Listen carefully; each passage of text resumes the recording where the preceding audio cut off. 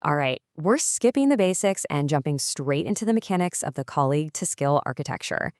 If you've been following trace to skill distillation, you know we're looking at a massive paradigm shift here. We're talking about taking unstructured human expertise, what the researchers call traces, and totally transforming it. Instead of treating LLM agents as generic out-of-the-box task executors, this framework actually turns specific domain knowledge, operating procedures, and interaction boundaries into strictly executable deterministic artifacts. So, the absolute linchpin of this entire system is that it completely abandons the idea of open-ended behavioral cloning. I mean, if you've spent any time writing standard persona prompts, you already know they're opaque black boxes, right? They hallucinate constantly. Colleague skill throws that out. It replaces it with a strictly bounded, highly inspectable artifact contract. It's not trying to digitally resurrect a specific human being. No, it's mathematically asserting that specific engineering practices, review heuristics, and communication norms can be extracted, completely isolated, and packaged up into a standardized agent skills format. You don't have to guess what the agent knows anymore. You can literally just open the Markdown files and inspect the exact boundaries of its capabilities, right there, before you ever even invoke it in your terminal. Now, let's trace the actual macro architecture of this distillation pipeline. As we look across this highly detailed flow from left to right, it starts with raw trace intake, pulling in all that heterogeneous data, like design docs, chat logs, and code reviews. That data feeds into a highly specialized preset router. But here's where the real magic happens, right in stage 3, the dual-track distillation process. Notice how the engine actually splits the incoming data into two completely separate representations before it even touches the artifact writer. And anchoring this whole thing, running horizontally across the bottom, is a local first governance rail. That rail is absolutely crucial because it guarantees provenance, correctability, and version control are maintained through the entire lifecycle of the artifact. So what we're looking at is a highly detailed 5-stage pipeline that systems engineers can actively hook into. Step 1. We normalize the unstructured noise during trace ingestion. Step 2. The preset router steps in to define the semantic rules for extraction.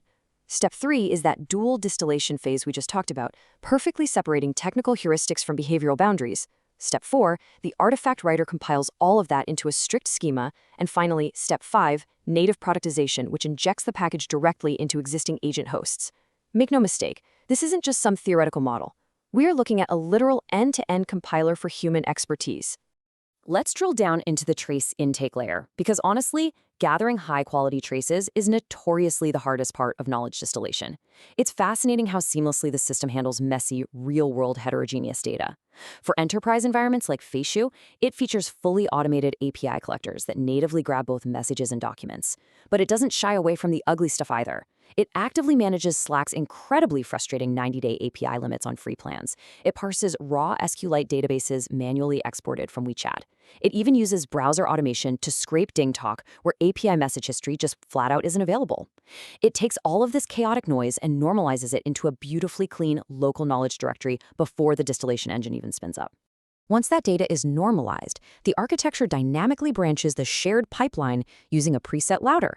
It essentially diverts processing into one of 3 specialized governance domains: colleague, celebrity, or relationship. Now, why does that matter? Because the required evidence scopes and governance rules change entirely depending on what domain you're in.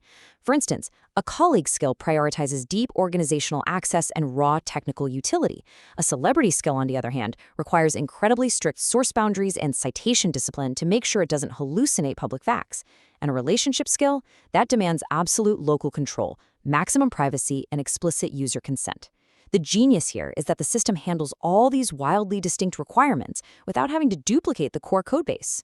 To guarantee the highest possible artifact quality, the system actually dynamically shifts its source prioritization based on which family was routed. There's a very strict hierarchy of evidence at play here. Think about it. For a colleague preset, casual water cooler chat is incredibly low value. So the engine demands long-form writing, things like system design docs and detailed pull request reviews to extract the true technical heuristics.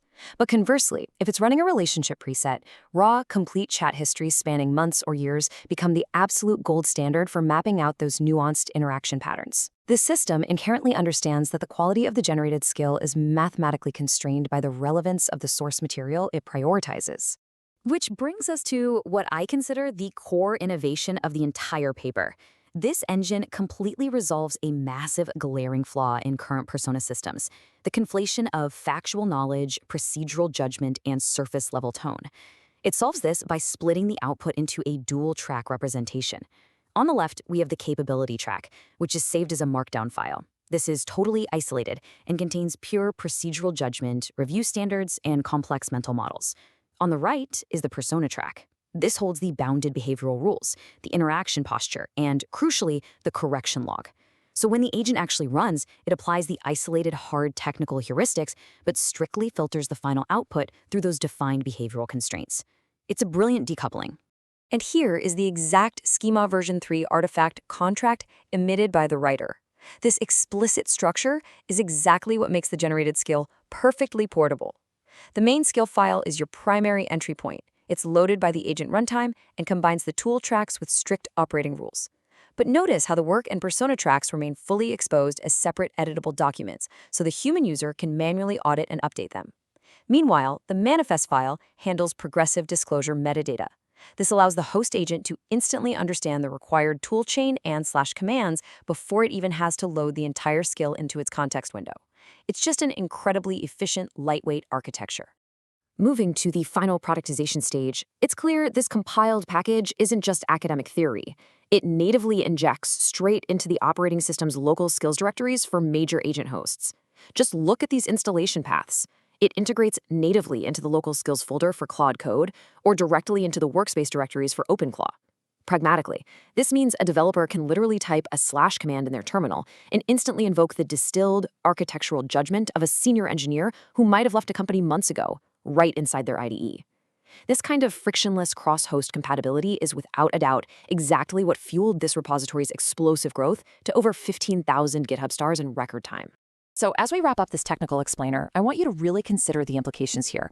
We've just walked through a deterministic pipeline that can reliably parse unstructured pull requests and messy design docs, extract a developer's underlying decision heuristics, and package them into an installable runtime artifact. If a senior staff engineer's unique technical judgment can literally be version controlled, infinitely distributed, and executed by a local agent host long after they've moved on to another job, how does that fundamentally rewire the future of how we scale engineering teams?